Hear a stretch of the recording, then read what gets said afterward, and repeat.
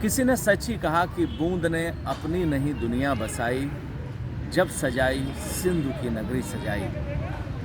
यानी कि एक एक बूंद अगर गिरता है किसी तालाब में, किसी नदी में, किसी सागर में, तो वो उसको ही मजबूती देता है। बस यही एक प्रेरक कहानी हम सभी आज जानेंगे।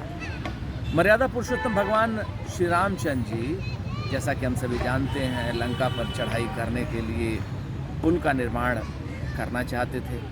नल नील जो भी पत्थर फेंकते थे बड़े बड़े, वो तैरने लगते थे और सारी वानर सेना भी लगी हुई थी इस मदद में। इसी बीच एक छोटी सी गिलहरी जो मुंह में कंकड़, छोटे छोटे दाने लेकर के वो भी जाती और उस पुल के बनाने में जी जान से अपनी मदद करने का प्रयास करते। कुछ बंदर दूर खड़े उस गिलहरी को देखकर हंसते और कहते कि भाई तू इतनी छोटी सी गिलहरी है, पानी में बार बार कंकड़ लेके आ रही है, ऐसा ना हो कि तेरे कंकड़ की तो कोई इम्पोर्टेंस यानी इसका महत्व तो है नहीं, कहीं ऐसा ना हो कि तू ही डूब जाए इस सागर में। और ये कहकर बंदर सब हंसते रहते।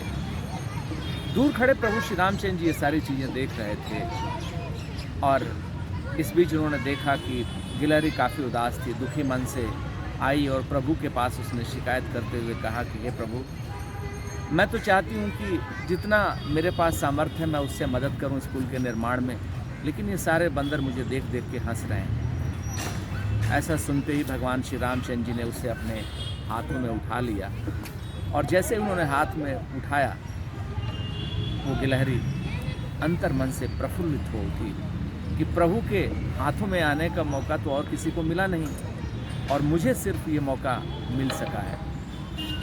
कहते हैं कि जैसे ही भगवान ने नीचे उसे उतारा हाथों से, तब से लगाकर आज तक जो उंगलियों के निशान थे उनके, जो सफ़ेद निशान गिलहरी के ऊपर रहते हैं, वो निशान भगवान के हैं, ऐसा कहते हैं। कभी भी हमें अपने से छोटे व्यक्ति का मजाक या उपहास नहीं उड़ाना चाहिए।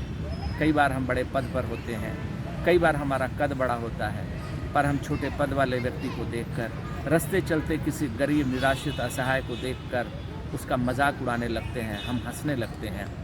पर मैं आपसे कहूँगा कि ऐसा कभी नहीं करना चाहिए, क्योंकि जितना महत्व बड़े का है उतना ही छोटे का भी होता है।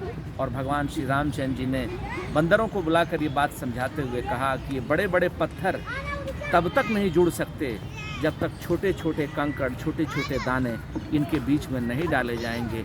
और वही कार्य गिलहरी कर रही थी, इसलिए गिलहरी का सम्मान किया जाना चाहिए। और इससे बंदरों को अपनी हंसी पर काफ़ी तकलीफ़ हुई जब भगवान ने उन्हें ये बात समझाई। इसलिए मित्रों, कभी भी जीवन में किसी का मजाक मत उड़ाएं, कभी भी किसी का उपहास मत उड़ाएं। यदि कोई निराश्रित है, गरीब है, असहाय है, तो उसे उठाने का प्रयास करें।